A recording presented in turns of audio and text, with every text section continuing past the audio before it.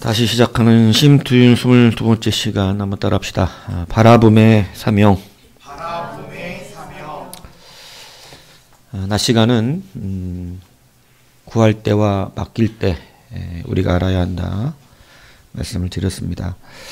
모세는 40세 미디안 광야로 쫓겨나갔다가 40년 만에 80세가 된 그때죠. 하나님 버리신 것 같고 이제는 다시는 찾지 않으시는 것 같고 하나님과 모든 것이 끊어져 버린 것 같은 그러한 40년의 세월이 흐릅니다.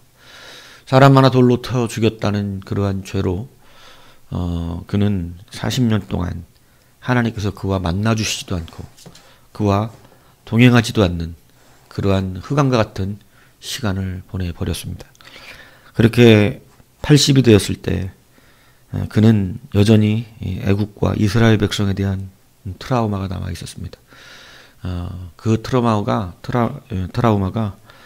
하나님께서 그를 부르심에도 불구하고 가지 않겠다고 얘기하는 그러한 고통으로 있었습니다. 하지만 그는 그 부르심에 응답합니다.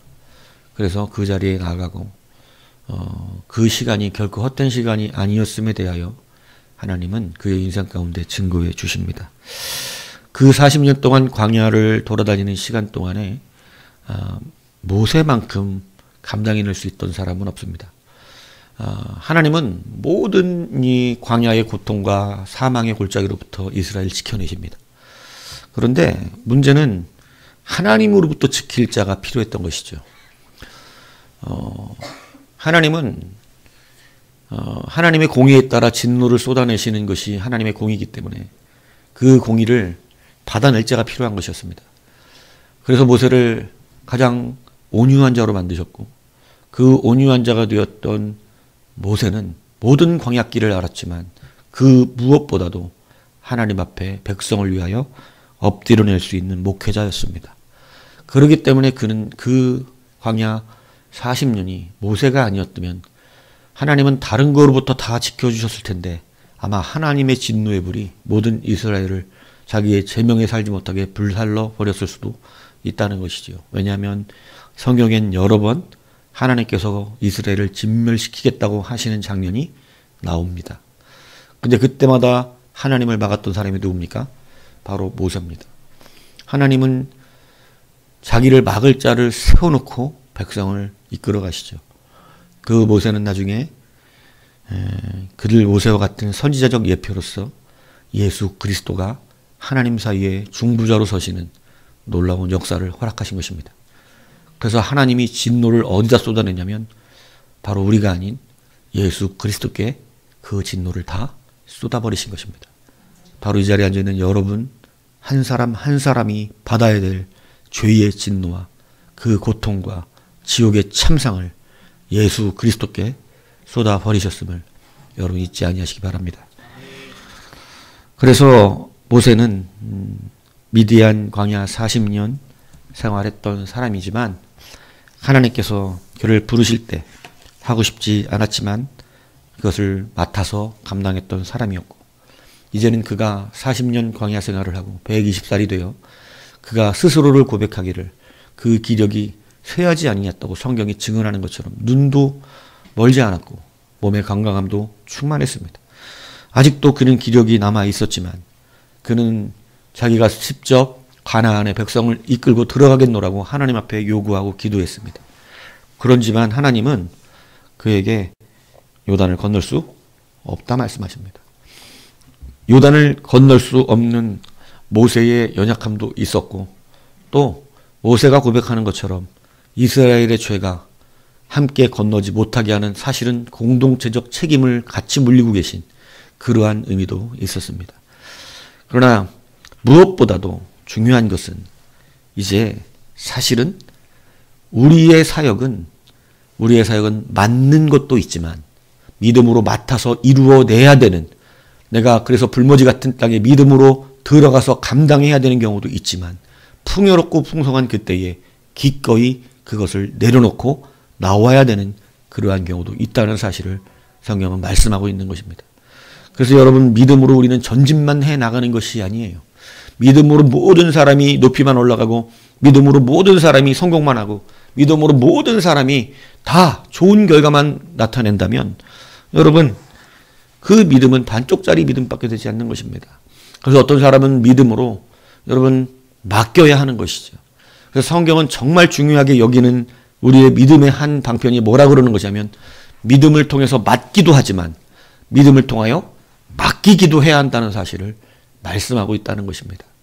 그래서 여러분 우리가 광야 안에서 이제 잘 연단되고 훈련받아 가나안 땅을 들어가서 우리가 하나님의 일을 감당할 때는 믿음으로 맡아야 할 때와 믿음으로 내려놓아야 할 때를 여러분 구별할 줄 알아야 해요. 그런데 말씀드렸듯이 이것은 늘 우리의 인생 가운데 내가 하고 싶을 때 맡으라고 하거나 내가 하기 싫은데 쉬라고 하거나 이런 개념이 아니라는 것입니다. 모세가 정말 하기 싫을 때 하나님의 일을 맡았어야 했고 모세가 정말 하고 싶을 때 하나님의 일을 내려놓아야 했었습니다. 다윗도 그렇습니다. 정말 성전을 짓고 싶었을 때 그는 내려놓아야 했습니다. 그래서 여러분 성경에서 큰 인물들을 이야기할 때 그들의 정말 큰 모습은 어디서 나타나냐면 믿음으로 맡는 것보다 믿음으로 내려놓는 믿음으로 맡기는 그 자에서 나오는 거예요. 왜냐하면 믿음으로 맡는 것은 우리가 수없이 설교를 듣고 또 그것을 굉장히 좋은 믿음으로 표현하기 때문에 믿음으로 다 맡아보려고 합니다. 그런데 믿음으로 내려놓는 것은 뒤안길로 빠지는 것 같고 내가 주축이 되지 않는 것 같고 나는 열매를 맺지 못하는 것 같은 그러한 일들이 벌어져서 굉장히 서운한 일이 되고 그것이 슬프기도 하고 또 뭔가 이제 내 시대가 끝난 것 같은 그러한 아픔을 가지기도 하죠. 하지만 하나님은 우리 가운데 그것을 통하여 정말로 맡기는 자가 되는가 이것을 보신다는 사실을 기억하셔야 합니다. 우리의 맡음과 맡김은 교회 안에서 늘 사람들을 통하여 서로 순환됩니다. 어떤 사람은 맡기어야 되는 그 위치에 있기도 하고 어떤 사람은 맡아야 되는 위치에 있기도 한 것이죠. 그래서 이것이 아름다운 조화를 이룰 때 교회는 건강한 교회가 될 수 있다는 사실입니다. 그래서 주님도 이 부분을 우리 가운데 보여주셨죠. 주님도 구할 때와 맡기는 때를 구별하셨습니다. 그래서 십자가에서 마지막으로 말씀하신 것은 자기의 영을 누구에게 맡기셨습니까? 하나님께 맡기시는 일을 하셨어요. 왜? 여러분 맡긴다는 것은 이제 나에게 달린 것이 아니라는 것을 의미하기 때문에 그렇습니다. 그래서 모세의 어린 시절 인생도 여러분 그 부모가 그를 맡을 때가 있었고 이제는 하나님 앞에 맡길 때가 있었다는 것이죠. 믿음으로 옹고집부려 가면서 내가 끝까지 키울 거야. 내가 믿음으로 끝까지 키우면 하나님이 보호해 주실 거야.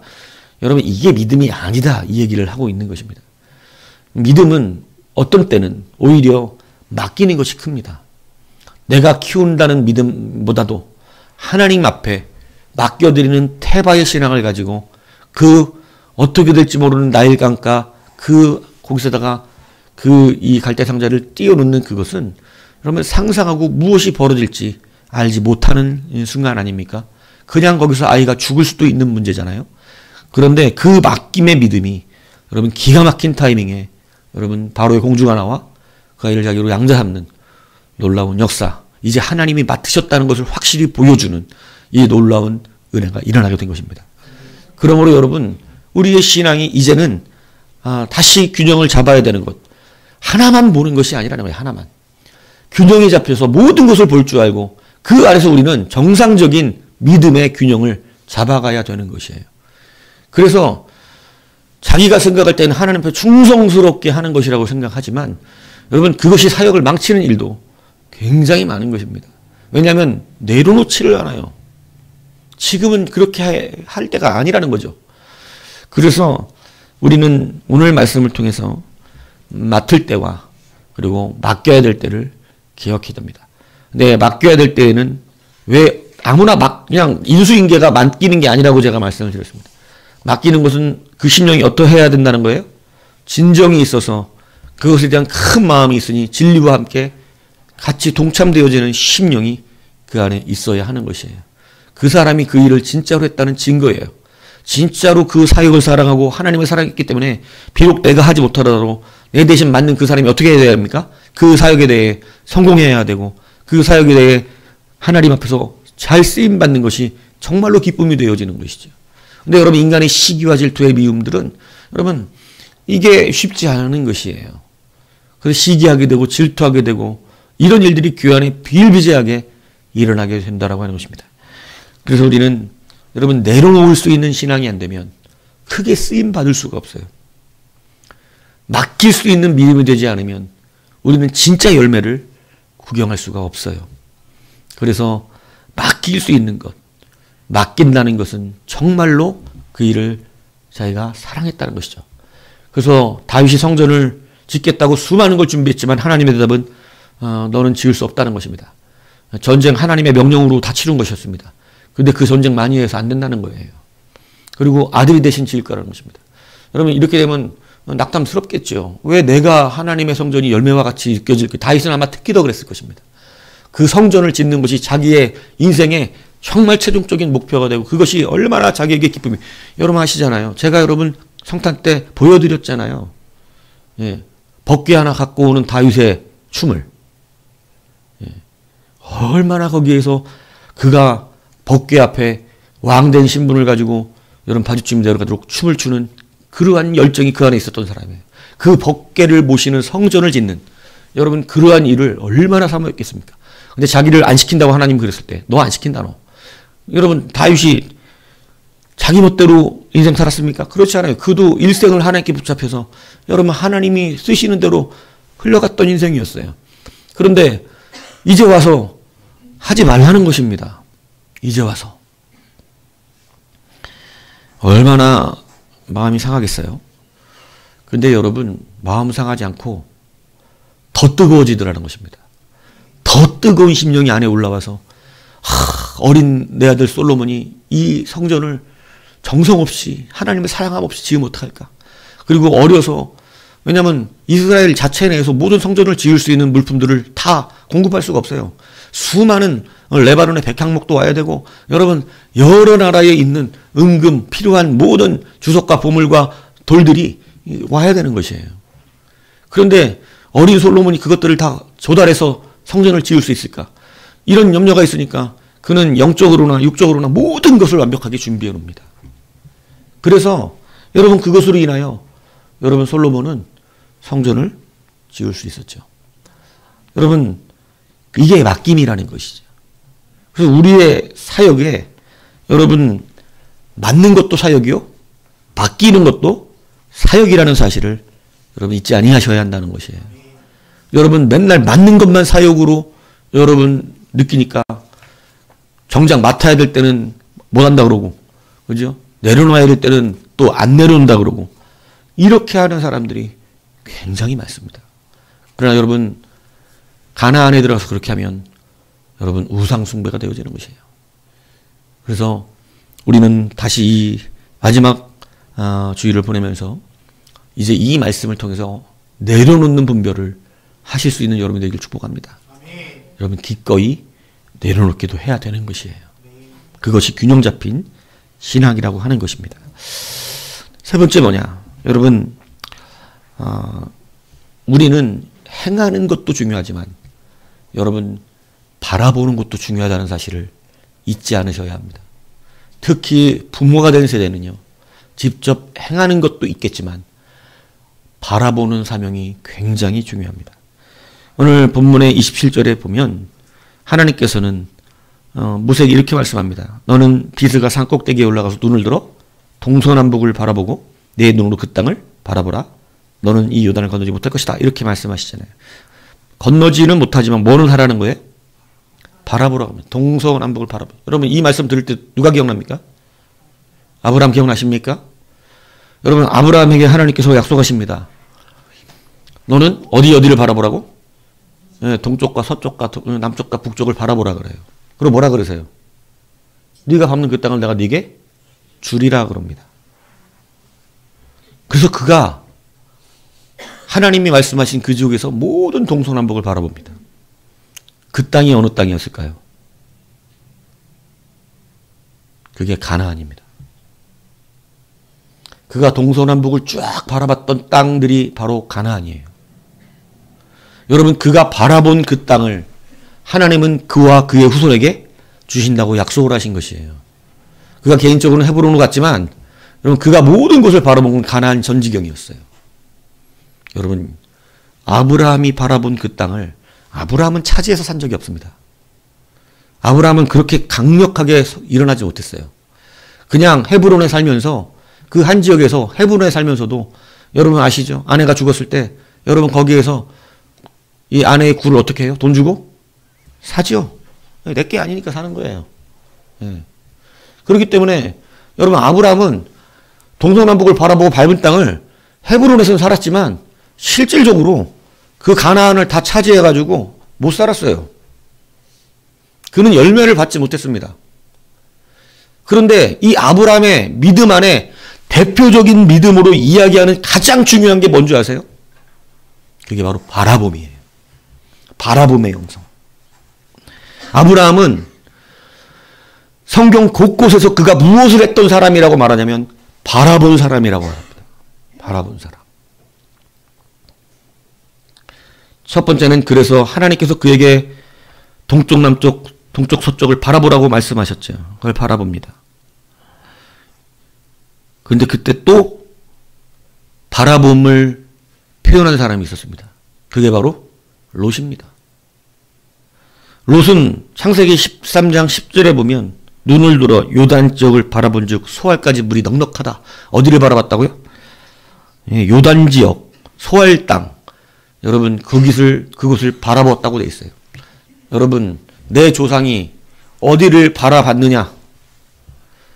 이것에 따라 땅이 결정됐습니다.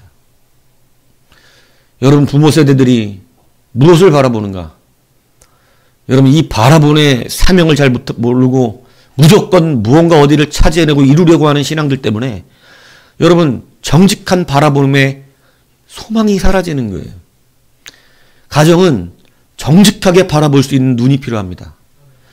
여러분, 그래서 결국 아브라함의 후손들은 가나안 땅에 다시 돌아오고 그 땅을 차지하여 승리하여 그 땅을 차지하여 살고, 여러분, 롯의 자녀들은요, 망한 소돔 땅에서 겨우 도망 나와서 여러분, 딸 둘이 아버지와 미친 짓을 하면서 나온 게 모압과 암몬입니다.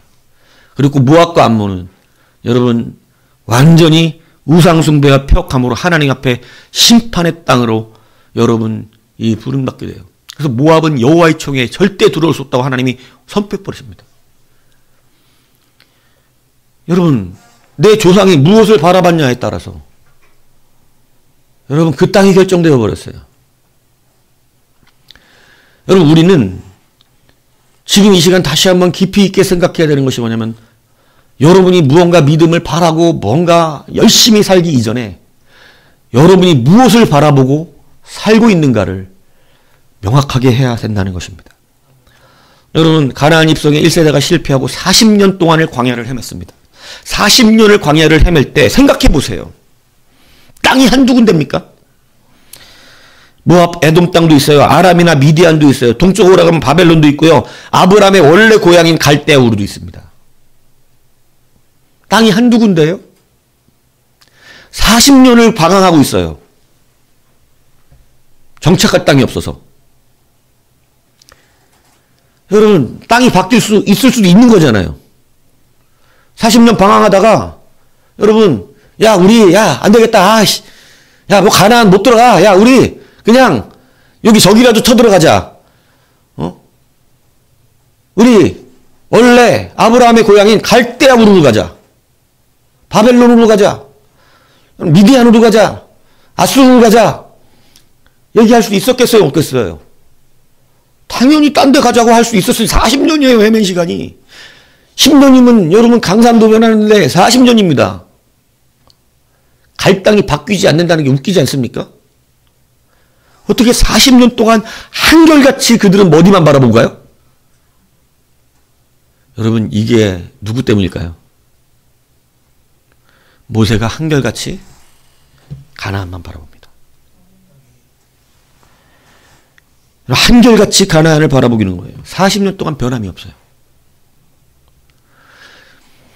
오늘 성도가 그리고 여러분 가정의 부모가, 교회의 지도자가 변함없이 주님의 길에서 시선이 바뀌지 않아야 되는 것이죠. 여러분 그 바라봄이 정확하지 않으면 나중에 교회를 다니는데 물질로 시험 들고, 여러분 인간관계로 시험 들고, 바라봄이 없이 교회를 다녔어요. 그냥 교회 가서 안전히 있었어요. 그냥 막복을 누리며 막복을 달라 그러면서 그냥, 그죠? 내가 지금 어디를 바라보고 신앙생활을 하는지 알지 못하는 거예요. 어느 목표를 향해 가는지 모르는 거예요. 그러니까요, 중간에 여러분 보세요. 1세대처럼 그들이 가나안을 바라보고 온 것 같지만 그들은 막 인생을 살았어요. 물 없으면 물 달라 그래요. 예. 고기 없으니까 고기 달라 그래요. 맨날 그런 인생을 사니까 어떻게 됩니까? 바라보는 곳이 없어요. 바라보시는 곳이 없으니까 맨날 뭐라 그래요? 가는 곳이 바뀌어요. 여러분 이것이 1세대들의 고통이었어요. 2년 만에 여러분 가나안 앞에 와가지고 가데스 바네 앞에서 그들은 가나안 땅에 안 들어가겠다고 이야기합니다. 무엇이 빠져 있었기 때문이냐면 바라봄입니다. 우리의 신앙이 정확한 바라봄이 없으면 여러분 정말 우리는 시험 들 일이 많아요. 교회 안에서. 물이 없다고 시험 들고, 그죠? 목마르다고, 예, 춥다고, 덥다고 시험 들 일이 너무나 많은 곳이 이곳이에요.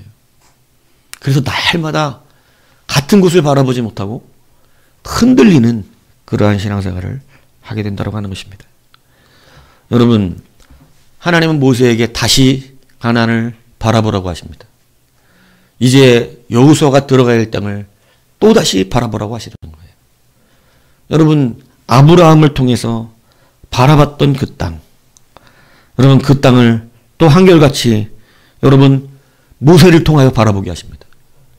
그리고 이제는 여호수아를 통해서 또 바라보게 하십니다. 그럼 여호수아 갈렙이 그 땅을 또 바라보고 그 땅에 여러분 행하여 들어가는 자들이 되었던 것이죠. 여러분, 그래서 믿음의 사람은요, 무언가를 이루는 것도 중요하지만 정말 중요한 것은 내가 지금 무엇을 바라보며 가는 사람인가, 이것이 중요하다는 것이에요. 그래서 아브라함을 우리가 믿음의 사람이라고 이야기할 때는 열매를 다 받아 누렸다. 아니요, 하나님이 아브라함에게 약속한 열매들은요, 아브라함 때 받은 게 없어요. 네가 보는 땅을 내가 너에게 주겠다. 아니, 그냥 헤브론에서만 살았어요. 거기서도요, 아내 죽으니까 땅 사서 여러분 했어야 돼요. 별과 같은 자녀를 주겠다. 아브라함 때 별과 같았습니까? 그 자녀들이? 그거 없었습니다. 그렇게 없었어요. 겨우 이스마엘, 이삭. 예. 물론 나중에 노익장을 과시하는 놀라운 역사가 일어났긴 했지만, 예. 근데 그것이 그렇게 큰 저기가 되지 않았어요.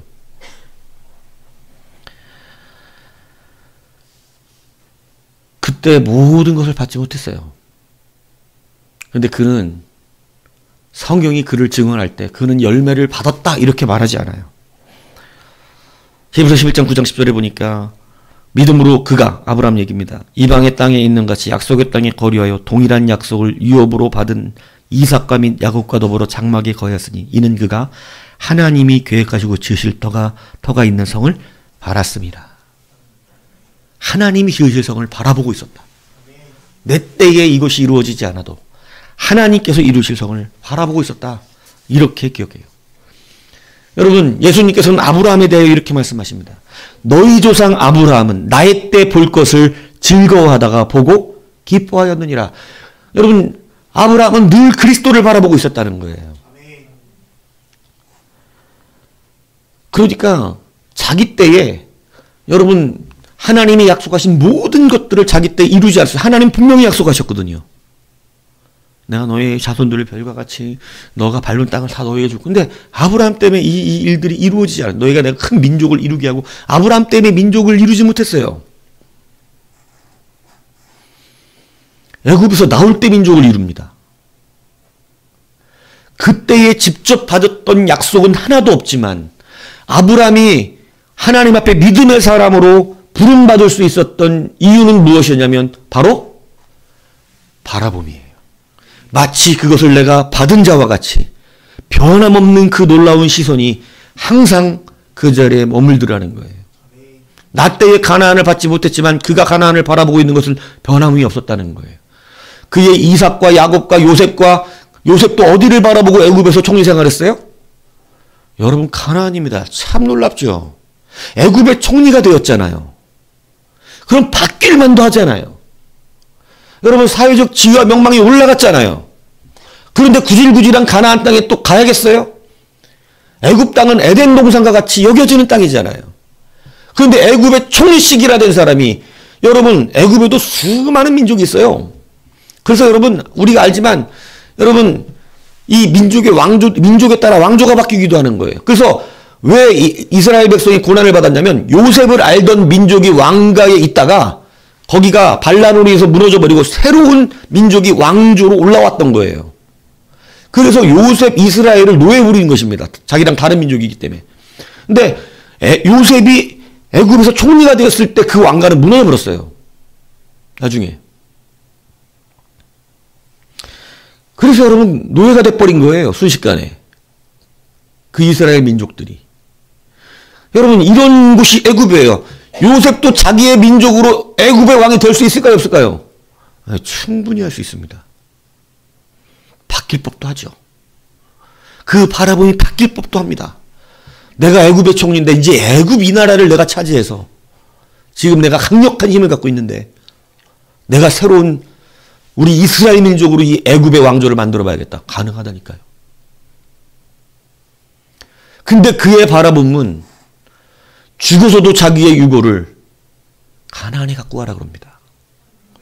여러분, 이게 변함없는 성도의 바라봄의 법칙이에요. 바라봄의 사명이 있어요.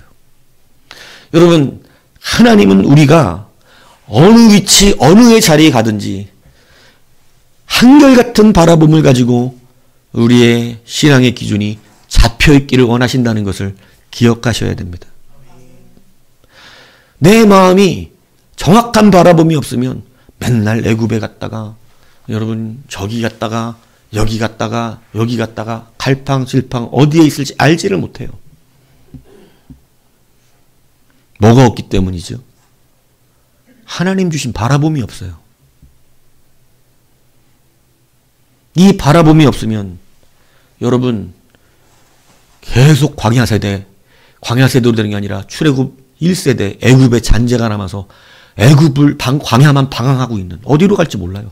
그런데 여러분, 광야 세대는요 확실한 무엇이 있었냐면 바라봄이 있었어요. 그 사람들은 갈 데가 한 군데밖에 없어요. 어디예요? 가나안. 40년을 헤매도 가나안이에요. 명확합니다. 1세대와 달라요. 1세대는 애굽으로 돌아가자, 뭐 어디로 가자, 여기는 못 간다, 우리가 딴 데를 가야 된다. 맨날 왜냐하면 뭐가 없기 때문에 바라봄이 없어요. 명확한 바라봄이 부재가 되어 있으니까 허구한 날 엉뚱한 데로 돌아가자는 것입니다. 여러분, 애굽의 잔재를 버리는 정말 중요한 요소가 뭐냐면 우리는 명확한 바라봄이 있어야 돼요. 바라봄은 사명입니다. 흔히 우리는 그것을 비전이라 말하고 꿈이라고 말하죠. 요즘 젊은 세대들은요, 꿈이 없어요. 하다못해 우리는 이룰 수 있든지 이룰 수 없든지 꿈들이 있었어요. 그래서 그 꿈을 향해 노력해가고 달려가는, 그래서 명확하게 변하지 않는 꿈들을 가졌던 사람들은 어떻게든 그 꿈들을 이루는 놀라운 애들도 누렸던 것이지요. 그런데 여러분, 지금 신앙생활하면서 우리는 무엇을 지켜야 되는지 교회가 이를 몰라요. 그냥 막 신앙생활을 해요. 막 신앙생활. 막 출애굽 1세대처럼 그냥 닥치는 대로. 그러니까 맨날 바뀌어요, 마음이. 뭐 좀 기분 나쁜 거 보면 속상해가지고 또 교회 힘들게 하고, 자기 마음에 안 들면 또 저기 하고. 여러분, 늘 이것이 갈팡질팡해지는 이유는 명확한 바라봄이 우리 안에 붙들려 있지 않기 때문에 그래요. 그래서 여러분, 자녀들의 신앙도요, 가만히 보면요, 부모가 명확한 신앙으로 정직하게 바라보는 아이들의 신앙은 흔들리지 않습니다. 아, 이거 명확한 거구나. 분명하구나. 그래서 교회 헌신도가 또 달라지는 것이에요. 근데 부모가 갈팡질팡하면 아이들도 마음이 없어요.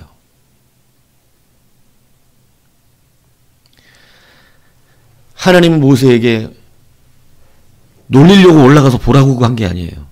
가서 봐봐. 너는 못 가지. 이게 아니라고요. 다시 무엇을 상기시키고 계십니까? 네가 그것을 바라보는 그 땅. 너는 들어가지 못할지라도 이제 여호수아가 그리고 그 세대가 너의 바라보았던 그 40년의 바라봄의 열매를 가지고 그것을 들어갈 것이다. 여러분, 이것은 아브라함 때부터 바라봤던 열매였잖아요. 여러분, 변함없는, 정말로 놀랍게 변함없이 대를 이어 이 한결같은 바라봄을 가지고 같은 길을 꾸준히 걸어온 놀라운 믿음의 세대였던 것입니다. 오늘 여러분, 하나님이 중심으로 우리가 이 삶을 살아야 한다는 것을 결단코 잊지 마세요. 여러분 주변에 수많은 것들이 있습니다. 수많은 것들이. 그렇지만 우리는 수많은 것의 존재에도 불구하고, 수많은 것이 얽혀있는 관계에도 불구하고 우리는 하나님과의 관계가 가장 중요합니다. 오직 하나님이 바라보게 하시는 그 땅이 우리 가운데 가장 중요한 것이에요. 바로 그가 오직 예수이신 것이죠. 이것을 기준으로 여러분 변함이 없으셔야 돼요. 뚝심 있게 사셔야 돼요. 세상에서 이것이 변함없는 자가 여러분 물질의 크고 작음에 흔들리지 않고 우리의 삶의 환경에 흔들리지 않는 뚝심 있는 믿음을 보여주기 때문에 여러분 그 자녀들이 순간적으로는 그것 때문에 낭망해서 예수 잘 믿어도 다 소용없는 것 같은데요, 이러고 방황을 하는 것 같아도요, 여러분 그들은 누구보다도 훌륭한 믿음이 되어 돌아옵니다. 변함없는 그 모습에, 한결같이 바라보는 그 모습에 여러분 그들의 신앙도요, 그 뚝심을 인정할 수밖에 없어요. 왜 전도가 안 되는 줄 아세요? 세상에서 이 거짓말하는 사람들이 전도의 방법을 다 바꿔버렸기 때문에 그래요. 우리는 세상이 어떻게 말을 해도 세상의 눈치를 보며 전도하는 사람들이 아닙니다. 예수천당 불신지옥은 맞는 말이에요. 그런데 수없이도 예수 그리스도의 전도 방법을 사람의 눈치 봐가면서 갈팡질팡합니다. 그러니까 어떤 일이 벌어지냐면요, 듣고 거절합니다. 본인도 확신 없게 얘기하는데 누가 그걸 듣겠어요? 근데 여러분 예수천당 불신지옥이 그 사람들의 심령에 기분 나쁠지 몰라도 그거 듣고 여러분 우리나라는 가장 많은 전도가 됐어요. 그거 듣고 욕을 앞에서 바가지를 하고 집에 가서 혼자 예수천당 불신지옥이 귀에 헷갈리고 그것이 두려워서 교회를 기웃거리기 시작하고. 그런데 여러분 이 시대의 신앙은요, 이 바라봄이 없으니까 여러분 믿지 않는 사람들의 눈치 봐가면서 타협해줘가면서 수많은 것들을 그렇게 해왔어요. 가정의 평화를 깨라는 얘기가 아닙니다. 우리가 바라보는 것이 명확해야 한다는 것입니다. 근데 내가 바라보는 것도 흔들리니까. 교회 안에서요, 한 사람이 그 가정에 믿음으로 정직하게 뚝심 있게 서 있으면요, 그 가정은 반드시 회복됩니다. 그런데 믿는다는 한 사람이 같이 흔들리기 시작하면요, 바라봄이 틀어지기 시작하면요, 아 진짜 애굽이 맞나? 아 지금 40일 동안 안 내려왔는데 애굽이 맞나? 아 이거 40년을 했는데 가나안이 진짜 만든 거 맞아? 미디안으로 가면 안 돼? 미디안 땅이 더 좋은 것 같은데? 아 아수르 땅이 저렇게 좋은데 아수르 가면 안 돼? 바벨론도 그때는 별거 아니었거든요. 바벨론으로 가면 안 되는 거야? 막 얘기하죠, 믿지 않는 사람이. 꼭 가나안이어야 되냐? 왜 꼭 가나안만 얘기하냐? 야 미디안 땅을 봐라. 저기도 얼마나 좋냐? 거기도 소알의 근거거든요. 물이 많다 저렇게. 근데 왜 가나안만 얘기하냐? 우리가 잘 살면 되는 거 아니냐? 미디안으로 가자. 여러분 뚝심 있는 바라보는 사람은 no. 우린 가나안 가야 돼. 하나님이 아브라함 때부터 우리 가운데 허락하신 땅이야. 우리 땅이 거기야. 근데 같이 흔들려요. 이 가나안이라 그랬는데 미디안 괜찮긴 하네. 미디안도 괜찮겠지? 바벨론도 괜찮겠지? 이건 가정의 평화를 지키는 게 아닙니다. 같이 멸망으로 가는 거죠. 여러분, 확실한 바라봄이 있어야 돼요. 변하지 않는 건 변하지 않는 거예요. 여러분은 변할 수 있는 모든 것을 양보하십시오. 변해도 되는 모든 것을. 하지만 한 가지는 양보하면 안 돼요. 그건 변하지 않는 것입니다. 가나안 땅은 변하는 게 아니에요. 그건 변할 수 없어요. 다른 건 다 양보하셔야 돼요. 다 양보해 주세요. 너그럽게. 그러나 분명한 나의 바라봄이 오직 예수 그리스도이심을 여러분 분명히 붙드시고 살아가셔야 돼요. 이 시대 전도가 안 되는 이유가 뭔지 아세요? 왜 교회는 더 많은 것을 주고 교회는 더 많은 프로그램이 있고 여러분 노래도 얼마나 대중화되어서 존 메가더 목사님은 CCM을 좋아하지 않습니다. 찬송구와 CCM의 차이를 아주 신랄하게 비판하십니다. 바른 신앙의 고백이 없고 가사가 얼버무려지고 정확한 예수를 드러내지 않는 가사들도 얼마나 많아요. 그래서 저도 정확한 예수에 대한 가사가 들어있지 않은 CCM들을 별로 좋아하지 않습니다. 예수님은 확실히 예수님이고 주님은 확실히 주님이지. 당신은 무슨 우리가 뭐 미국 사람이에요? 당신은 도대체 누구예요? 명확해야 되죠. 명확해야 되죠. 우리는.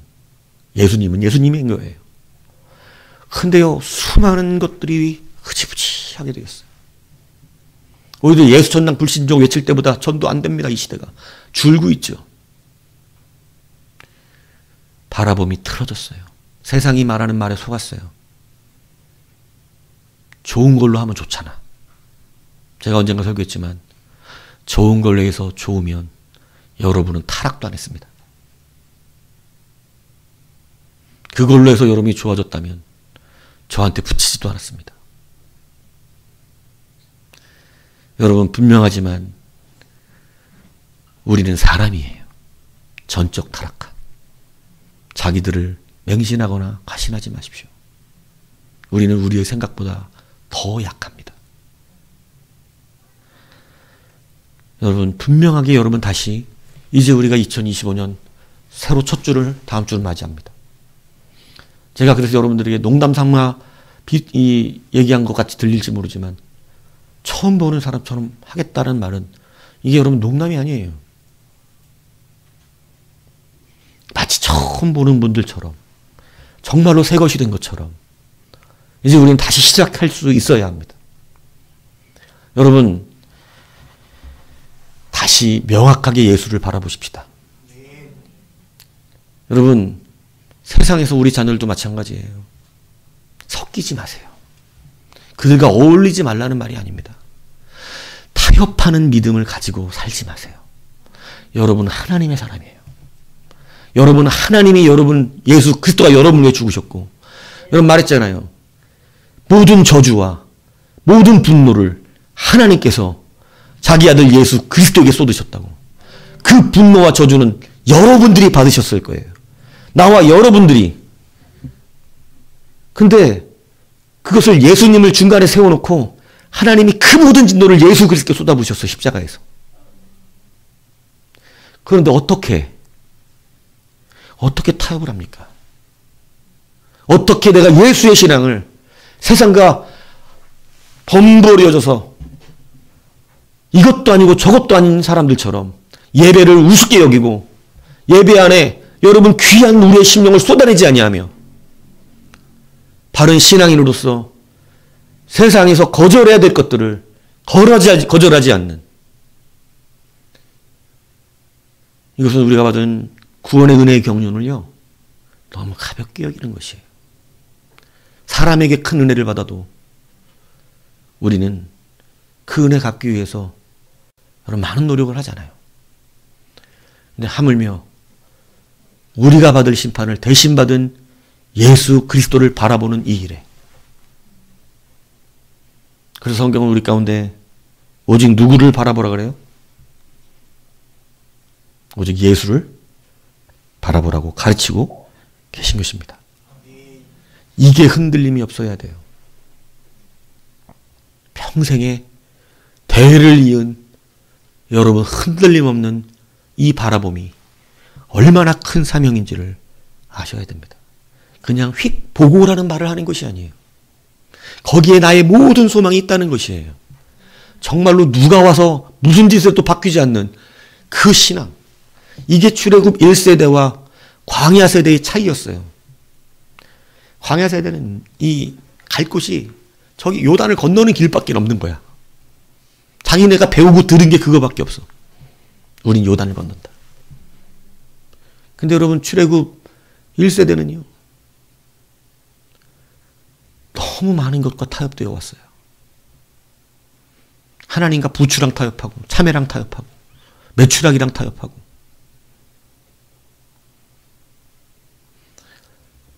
수많은 우상이 가득했던 시절에는 다 사실은 타협의 시대죠. 바라보는 게 달라졌던 것입니다. 오늘 우리가 다시 새해를 이제 맞이하면서 여러분 우리가 지금까지 벌써 이 새롭게 시작하는 광야 세대를 거듭나기 위해서 벌써 22번째 말씀을 전했어요. 22번째 말씀을. 이 말씀들을 여러분 뭐 다 기억이 나실 리는 없다는 거 아십니다. 근데 여러분 우리 교회가 그래도 감사한 건 뭔지 아세요? 구역 예배 때 하나님의 말씀을 다시 점검한다는 거예요. 그래서 딴 거 하면 안 된다는 거예요. 왜냐하면 그렇게 해도 빼앗길 말씀을 그것도 안 하면 여러분 싹조차 내려지지 않을 수 있어요. 늘 우리는 하나님의 받은 말씀들을 이제는 잘 준비하고 바라고 소망해야 됩니다. 왜냐하면 그날이 가까이 오고 있습니다.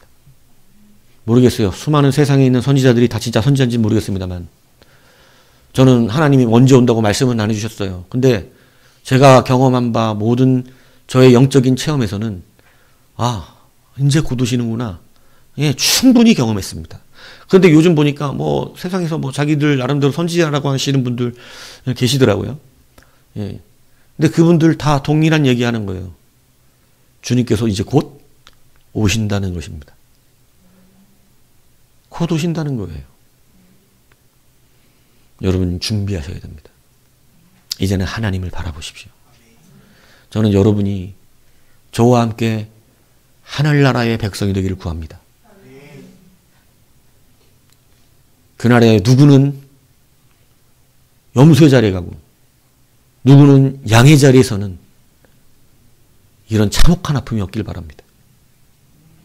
말씀을 따라 정직하게 하나하나 이제는 새겨가셔야 돼요. 이제는 막 믿을 때가 아니에요. 막 믿을 때가. 이제는 정확한 바라봄을 통해서 여러분 명확하게 이제 이 신앙생활을 감당하셔야 됩니다. 여러분 이 경고를 잊지 마셔야 돼요. 가볍게 지나가는 경고처럼 들으시면 안 돼요. 여러분 그날에는 누구도 핑계할 수도 없고 누구도 그 하나님의 결정을 번복할 수가 없어요. 오늘이라고 하는 이 귀한 시간에 여러분 다시 말씀을 잘 새기시고 이제 이 바라봄의 법칙을 잘 절대적으로 붙드십시오. 예수의 사람 맞다. 저 사람 예수의 사람이다. 확실하셔야 돼요. 요즘은 가정에서도 직장에서도 우리가 있는 땅에서 저 사람이 예수 믿는 사람인지 아닌지 잘 몰라요.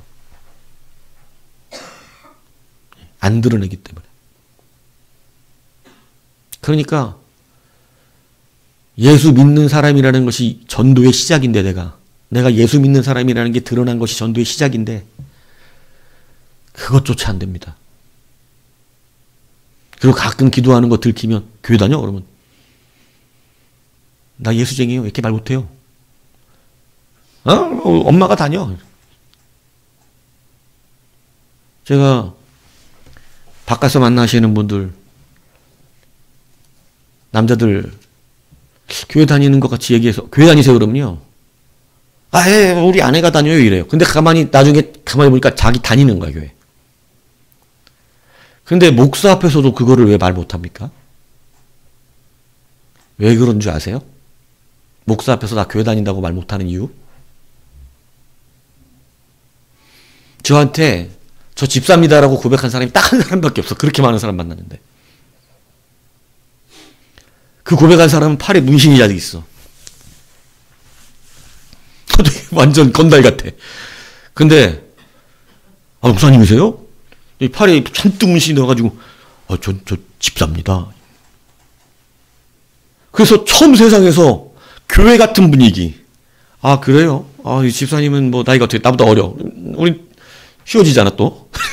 교회에서 목사인데 목사보다도 어린 집사가, 예? 동생같이, 예? 그 사는 사람밖에 없더라고. 이 사람들 다 집사 같은데. 아, 교회 다니세요? 이러면 이 목사님 저 집사입니다. 이게 말 못해요. 전화 통화하는 거 보면 집사님 이 소리 박 들리거든? 근데 교회 안 다닌대. 마누라가 다닌대. 우리 집사람이. 왜 그럴까요? 왜 그렇게밖에 말 못할까요? 예수 믿는 사람 같지 않게 내 앞에서 말했기 때문입니다. 에이! 전혀 그렇게 안 했기 때문에. 여러분, 기준이 없고 바라봄이 틀렸어요. 바라봄이 세속적이니까 자기 예수 믿는 것 하나 정확하게 자랑도 못해요. 내가 예수 사람이라는 것을 세상에서조차, 그것도 목사 앞에서조차 얘기 못하는 사람이 예수님 앞에서 인정받을 수 있겠습니까? 내가 하나님의 사람이라는 것을 자신 있게 말하지 못하는 자가 예수님의 심판대 앞에서 네가 내 자녀라고 예수님 말씀하실 것 같습니까?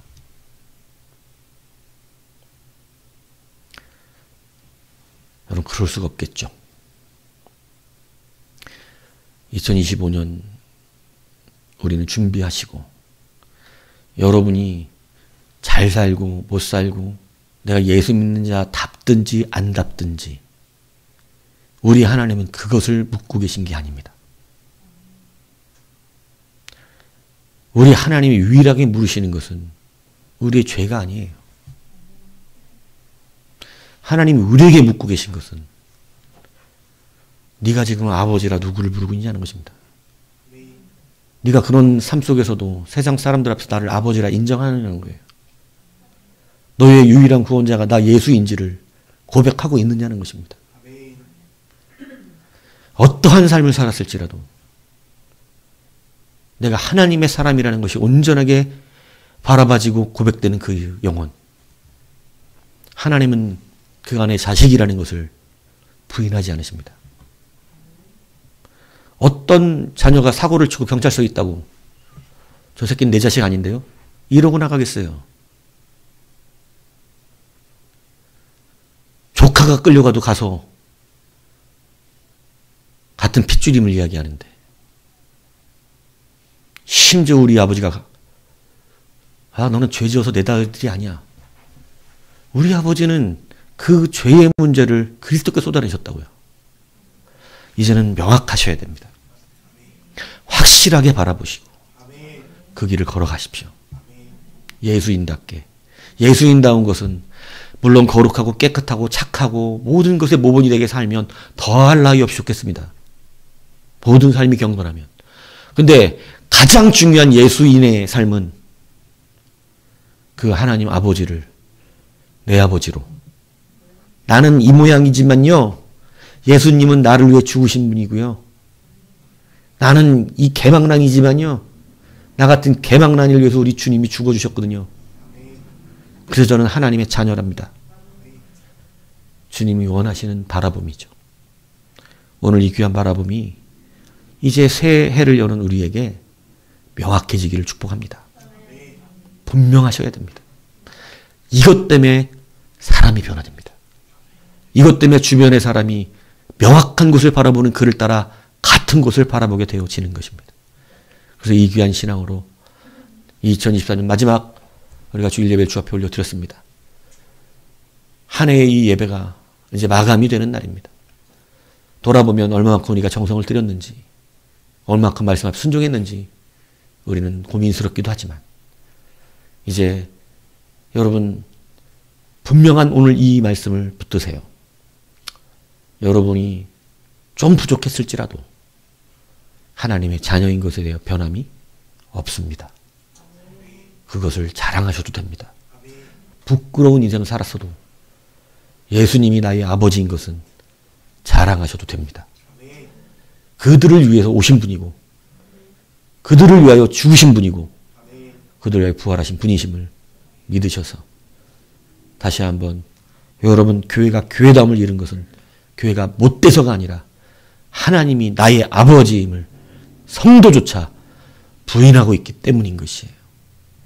어떻게 목사 앞에서 내가 집사입니다란 말도 못한단 말입니까?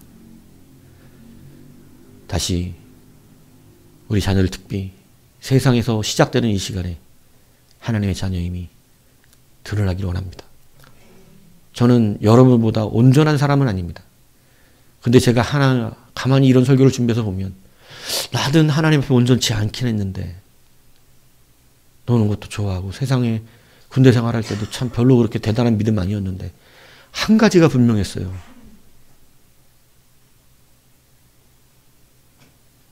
농담 삼아 얘기했잖아요. 나이트 가서 춤추면서 예수 믿으세요? 이랬다고. 네? 분명한 게 있었어요. 제가 한 가지 분명한 게. 어디에서든 하나님의 자녀인 것을 부끄러워한 적이 없습니다. 누구 앞에서도 나는 예수 믿는 사람이라고 말했습니다. 그것이 여러분의 자랑이 진실로 되기를 바랍니다.